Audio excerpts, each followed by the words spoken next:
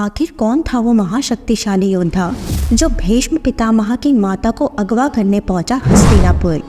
आखिर कितना शक्तिशाली था और क्यों वो भीष्म पितामह की माता को अगवा करना चाहता था, जानेंगे आज के इस वीडियो में। नमस्कार दोस्तों, स्वागत है आपका हिंदू रीडिंग चैनल में।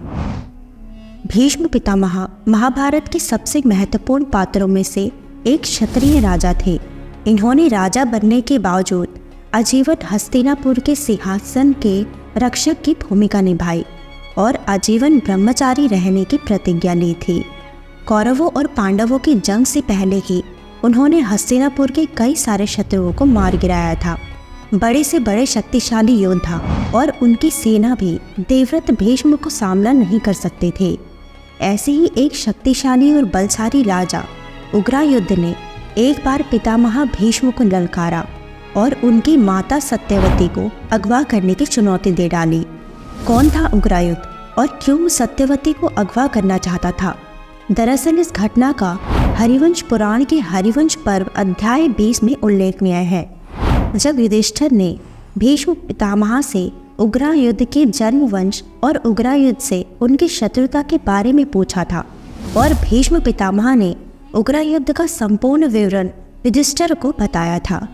दरअसल हरिवंश पुराण के अनुसार राजा अजमेर के पुत्र विद्वान राजा यवन के वंश में कृत के पुत्र कौरव नंदन के रूप में वीर उग्रायुध का जन्म हुआ था। उग्रायुध ने अपने पराक्रम से पांचाल के महान तेजस्वी नील प्रजा को मार दिया था। बड़े होने पर बलवान होने के साथ साथ उग्रायुध दुष्ट स्वभाव वाले हो गए थे। उनका महान चक्र नीपों का संहार करने वाला था और लगातार युद्ध में विजय मिलने के बाद उग्रायुध का अभिमान लगातार बढ़ता चला गया। द्वापर युग में जिस समय राजा शांतनु की मृत्यु हुई थी, उस समय भीष्म पितामह उनके देह संस्कार के कार्यों में पूरा करने के लिए बिछौना लेकर बैठे हुए थे। उसी समय राजा उग्रायुध का एक दूत उग्रायुध का संदेश लेकर उनके पास आया और जब भीष्म पितामह ने वो संदेश पढ़ा तो वह क्रोध में आ गए, क्योंकि संदेश में लिखा था कि अगर भीष्म पितामह स्त्रियों में रत्न रूपी उनकी माता सत्यवती को उग्रायुध की भार्य बनाने के लिए उन्हें सौंप देंगे तो वह उनके बदले में उन्हें एक विशाल राज्य अपार धन के साथ देंगे और खुद इस धरती पर गंधकाली को पाकर रत्नों के भागी हो जाएंगे।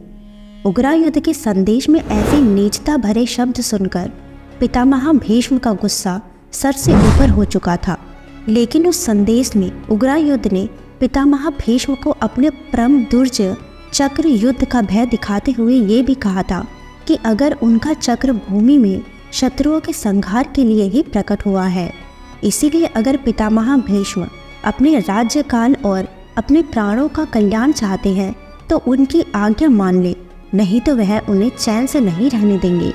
पितामह भीष्म उस समय कुश के आसन पर सो रहे थे, तो संदेश सुनने के बाद उन्होंने तुरंत अपनी सेना को बुलाया और युद्ध करने की आज्ञा दे दी, क्योंकि सत्यवती का पुत्र विचित्र वीर्य छोटा बालक था और वह अपनी माँ के हित में युद्ध नहीं कर सकता था। इसीलिए ये युद्ध भीष्म पितामह ने करने का निर्णय लिया। लेकिन उनके मंत्रियों ने उनसे कहा कि अभी उनके पिता का देह संस्कार कर्म करने की वजह से वह अशुद्ध है, तो जब तक वह शुद्ध नहीं होते वह ये युद्ध नहीं लड़ सकते और शुद्ध होने के पश्चात वह युद्ध भूमि में उग्रायुध से आमने सामने युद्ध लड़ सकते हैं। मंत्रियों की बात मानते हुए उस समय पितामह भीष्म ने युद्ध का विचार त्याग दिया, लेकिन दूसरी तरफ उग्रायुध नहीं माना। बार बार भीष्म पितामह के मंत्रियों द्वारा समझौता करने पर भी उग्रायुध ने उन दूतों और उन संदेशों को ठुकरा दिया। लेकिन फिर वो समय भी आया जब भीष्म पितामह अशुद्ध से शुद्ध हो गए और फिर धनुष बाण लेकर रथ में बैठकर उग्रायुध से युद्ध करने के लिए पहुंच गए और फिर 3 दिनों तक भीष्म पितामह और उग्रायुध का युद्ध हुआ। तो वह युद्ध बहुत ही भीषण था। 3 दिनों के बाद आखिरकार भीष्म पितामह ने उग्रायुध को परास्त करके उसके प्राण हर लिए और उसे उसके कुकर्मों की सजा दे दी। कहते हैं उग्रायुध के मरने के बाद जिन नीपों को उसने हरा दिया था और उनका राज्य छीन लिया था, उन्होंने भी उसके राज्य पर आक्रमण किया और द्रुपद के पिता ने भी उग्रयुद्ध के राज्य पर आक्रमण करके अपना अधिकार वापस ले लिया।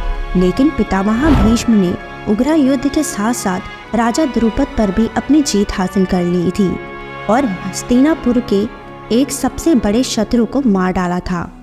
उम्मीद करती हूँ वीडियो आपको पसंद आई होगी, तो वीडियो को लाइक करके चैनल को सब्सक्राइब जरूर करिएगा।